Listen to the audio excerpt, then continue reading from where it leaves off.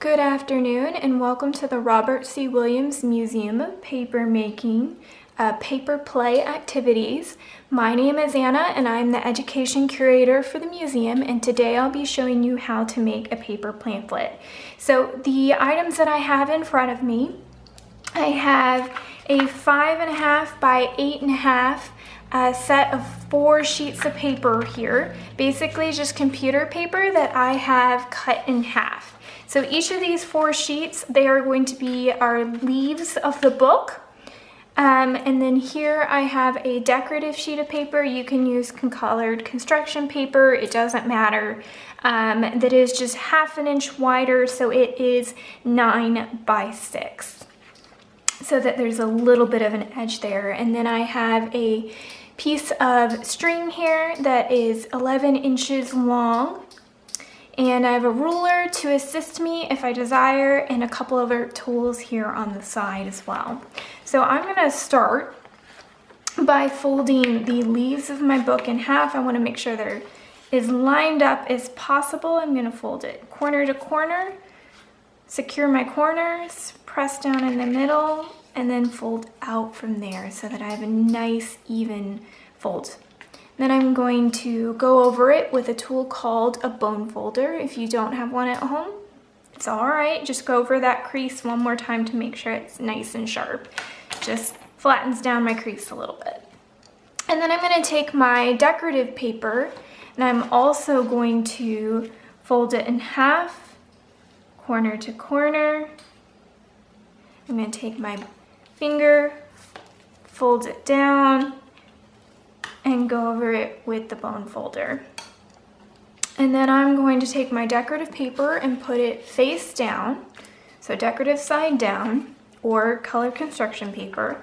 I'm going to open up my leaves and I am going to center them on my cover here so that there is a 1/4 inch all the way around my paper. And then because I like to be precise, I'm gonna go ahead and measure the inside of my white paper here, which is 5.5. And go ahead and make the marks where I'm going to sew and bind my paper together. I recommend doing this with a pencil so that you do not see it later, but 2 3/4 is gonna give me my center point. I'm doing this with a marker so that you can see what I'm doing. And then I'm gonna measure 1.5 inches to each side of my center red dot there.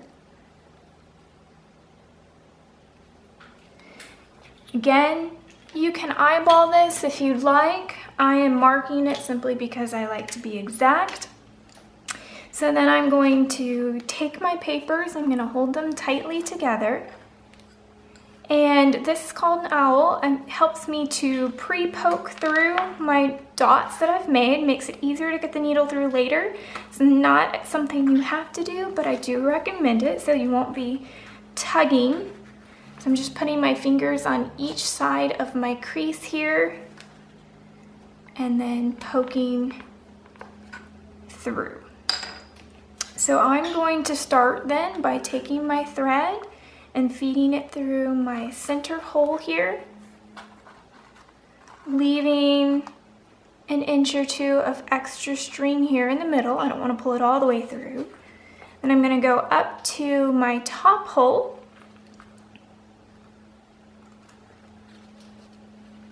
pull in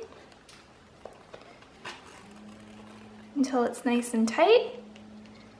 I'm gonna go down, and then I'm gonna go back through my center hole again, making sure that I'm not going inside that other piece of thread. I wanna go just beside it.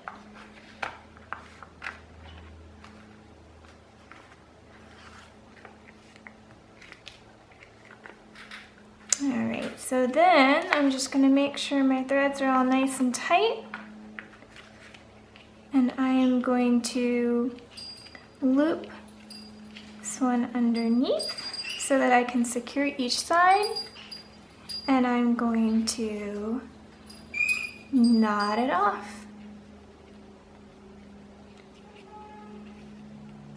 So very simple, like I'm tying my shoelaces. And then you can trim off any excess. I would leave at least 1/2 inch on each side just to secure it. And again, the thread I used isn't your regular sewing thread, it's thicker. This is a book binding thread. You can use any kind of thread that's a little bit thicker. And so you can see now I have my simple pamphlet here with my cover and my pages. If you add a couple extra leaves, you will have a few more pages in your book. Thank you for joining us today with Paper Play to make a simple pamphlet.